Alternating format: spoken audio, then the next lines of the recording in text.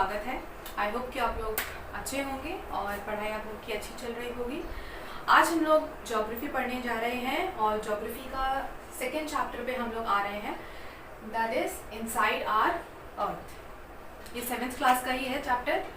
तो हम लोग NCERT बुक से पढ़ते हैं, तो चलिए बुक्स खोल लेते हैं सब अपनी। आई होप कि आप लोग को पिछले वीडियो में कोई भी दिक्कत नहीं आया होगा। अगर कुछ भी दिक्कत आया होगा तो प्लीज़ मुझसे कमेंट में पूछ लें आप। सो आप लोग जानते ही होंगे हम लोग किस ग्रह पर रह रहे हैं, किस प्लैनेट पे रह रहे हैं, उसका नाम है अर्थ। और हम लोग आज अर्थ के बारे में पढ़ रहे हैं कि अर्थ के अंदर क्या है। ठीक है, अर्थ हम लोग तो ऐसे बनाते हैं, लेकिन जो इसके अंदर वाला जो ये पोर्शन है, इसमें क्या क्या होता है, इसमें क्या क्या कंपोनेंट्स होते हैं, हम लोग उसको आज स्टडी करने जा रहे हैं। ठीक है, कि हम लोग ऊपर से तो जानते हैं कि ऊपर सबसे लेयर होता है क्रस्ट का। ठीक है, उसके अंदर डिफरेंट लेयर्स होते हैं। इसको आज हम लोग अच्छे से पढ़ेंगे। सो हम लोग अपने बुक से थोड़ा पढ़ लेते हैं। The earth our homeland is a dynamic planet. Dynamic मतलब चेंज होते रहता है। ठीक है, कभी भी प्लैनेट एक जैसा नहीं रहता। ठीक है, तो कभी जैसे प्लैनेट कैसे चेंज होता है, प्लैनेट के मौसम चेंज होते हैं, प्लैनेट का टेम्परेचर चेंज होता है, इसलिए डायनेमिक मीन्स कि वो स्थिर नहीं है, वो चेंज होते रहता है। उसके जो फीचर्स हैं, उसके जो कैरेक्टरिस्टिक्स हैं, वो सब कुछ चेंज होते रहता है। तो चेंजेस कहाँ होते हैं, हमारा इन्वायरमेंट में चेंजेस होता है, तो वो तो अर्थ के बाहर हुआ ना, अर्थ के बाहर वाले एटमॉस्फेयर में, तो वो हो गया आउटसाइड चेंज।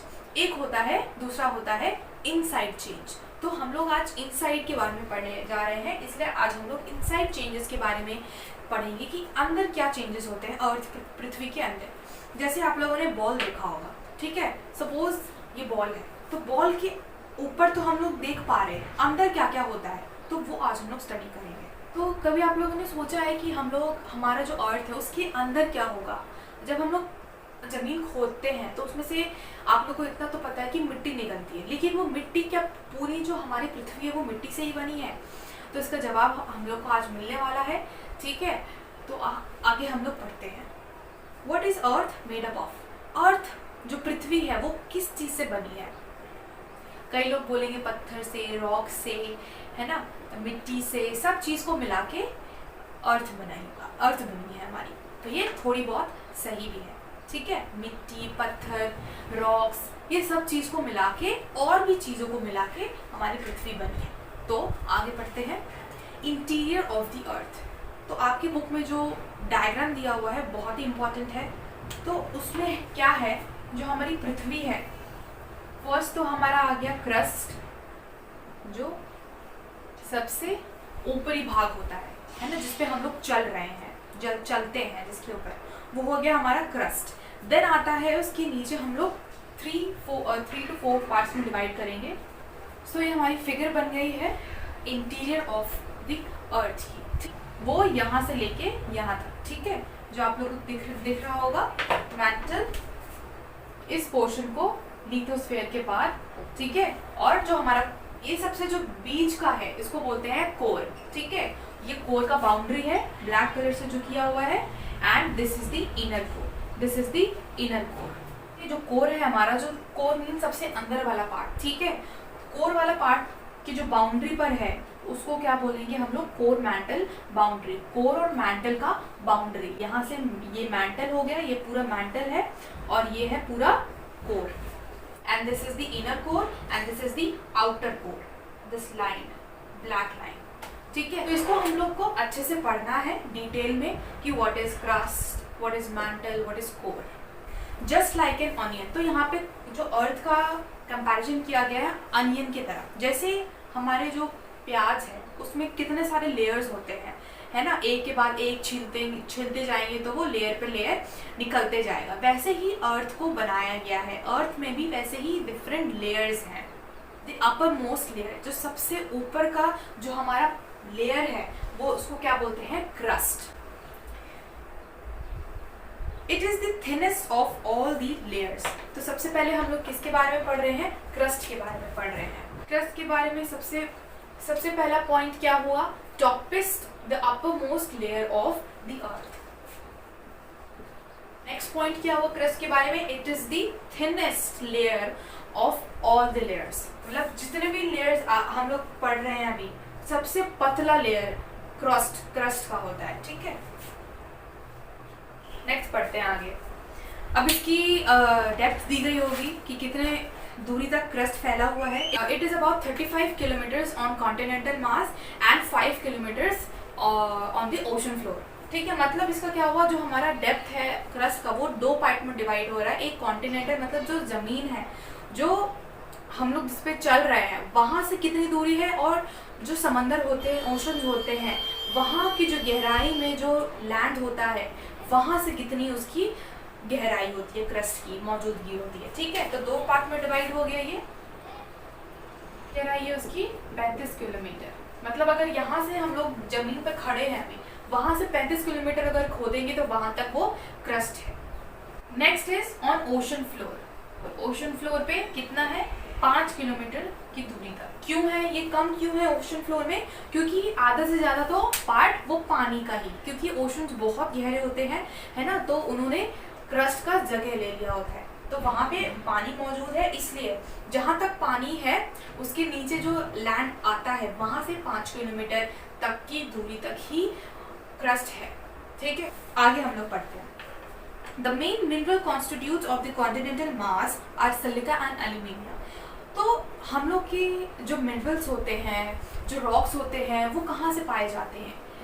स्पेशली आपने सुना होगा ओर, ठीक है, तो वो अर्थ से निकाला जाता है, ठीक है, उसमें से निकाला जाता है। तो आप लोगों ने देखा होगा कभी टीवी वगैरह पे कि जो बहुत दूर तक खोदे गए होते हैं जो लैंड्स वगैरह, तो वो किस लिए खोदे गए होते हैं, different types of minerals extract करने के लिए फ्रॉम दी अर्थ सरफेस, ठीक है। अंदर जितने भी, जहाँ तक भी खोद सकते हैं, जहाँ तक भी हम लोग को मिनरल्स मिलते हैं वहाँ तक हम लोग कोशिश करते हैं खोद कर उसको एक्सट्रैक्ट करने का, ताकि हम लोग उसको यूजफुल तरीके से यूज कर पाए, ठीक है। तो different types of minerals found on the crust layer, in the crust layer. Crust layer पे हम लोग को क्या क्या डिफरेंट मिनरल्स फाउंड होते हैं, 2 तरीके के, सिलिका एंड एल्यूमिनियम। अभी इसकी बात हो रही है कॉन्टिनेंटल मास पे। कॉन्टिनेंटल मास मतलब 35 किलोमीटर की रेंज में हम लोग को क्या क्या मिलता है, सिलिका एंड एल्यूमिनियम।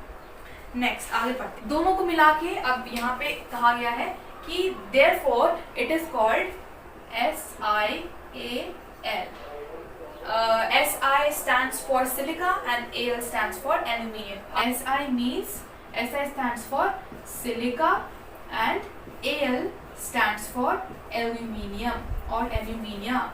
इसी को दोनों को मिला के ये बना है Sial. अब आ रहे हैं हम लोग ओशनिक फ्लोर पर, ठीक है। अभी हम लोग पढ़ रहे थे कॉन्टिनेंटल मास। कॉन्टिनेंटल फ्लोर्स पर हम लोग 35 किलोमीटर के रेंज में हम लोग को क्या क्या मिलता है, सिलिका एंड एल्यूमिनियम और एल्यूमिनियम, ठीक है। तो अब हम आ रहे हैं ओशन फ्लोर्स पे, मतलब 5 किलोमीटर की रेंज पे हम लोग को क्या क्या मिलता है, सिलिका एंड मैग्नीशियम। तो यहाँ पे बन जाएगा ये सीमा। सीमा stands for, Si stands for silica and Ma stands for magnesium.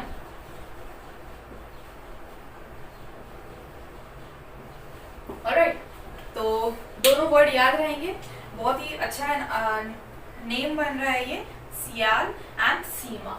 तो ये 3 टाइप्स ऑफ मिनरल्स पाए जाते हैं क्रस्ट लेवल पे, ठीक है, सिलिका, एल्यूमिनियम एंड मैग्नीशियम। ये 3 टोटल क्रस्ट लेवल पे, क्रस्ट लेयर्स में हम लोग को पाए जाते हैं। अब क्रस्ट हमारा यहाँ पे खत्म हो रहा है, इतना ही था क्रस्ट में। आगे हम लोग पढ़ते हैं मैंटल के बारे में। Just beneath the crust is mantle which extends up to depth of 2900 kilometre. Crust के नीचे ही आता है हमारा, जस्ट नीचे जहाँ पे खत्म होता है क्रस्ट, वहीं से शुरू हो जाता है हमारा मैंटल।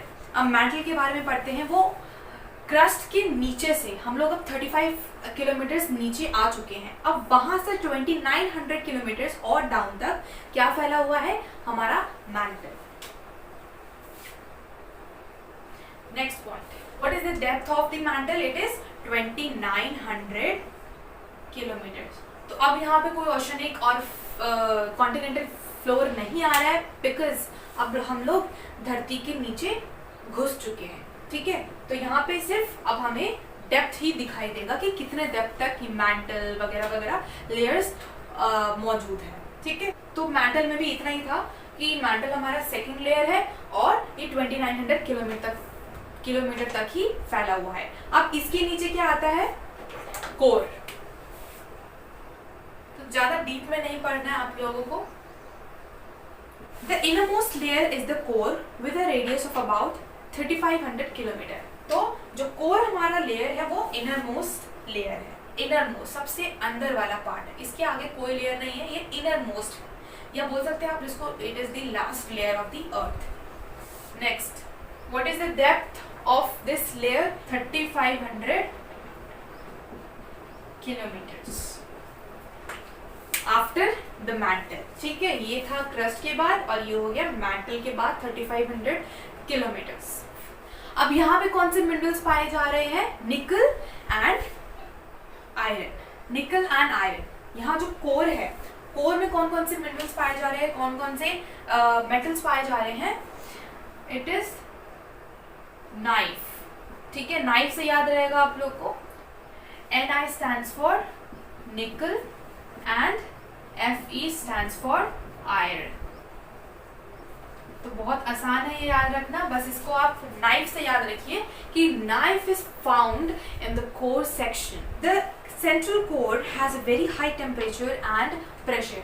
ऑब्वियसली अब इतना अंदर, ये जैसे जैसे हम लोग अर्थ के लेयर्स के अंदर हम लोग जाते जा रहे हैं और नीचे डीप जाते जा रहे हैं, वैसे ही टेम्परेचर बहुत ही हाई होते जा रहा है। जो सबसे इनर मोस्ट कोर है, जैसे मैंने बोला था, इस यहाँ पे मैग्नम होता है, मैग्ना होता है, यहाँ पे लावा होता है, तो सबसे ज़्यादा टेम्परेचर मतलब बहुत ही गर्म होता है यहाँ पे टेम्परेचर एंड ऑल्सो प्रेशर।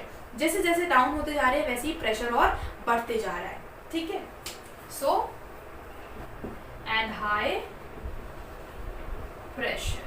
तो ये हमारा तीनों जो लेयर है, तीन most important layers, first crust, mantle and core, ये तीनों लेयर बहुत ही इंपॉर्टेंट है और बहुत ही सिंपल पॉइंट्स है। आपको बस इतना याद रखना है कि कौन सा लेयर है एंड इसकी जो डेप्थ है वो कहाँ तक है और किसके बाद है।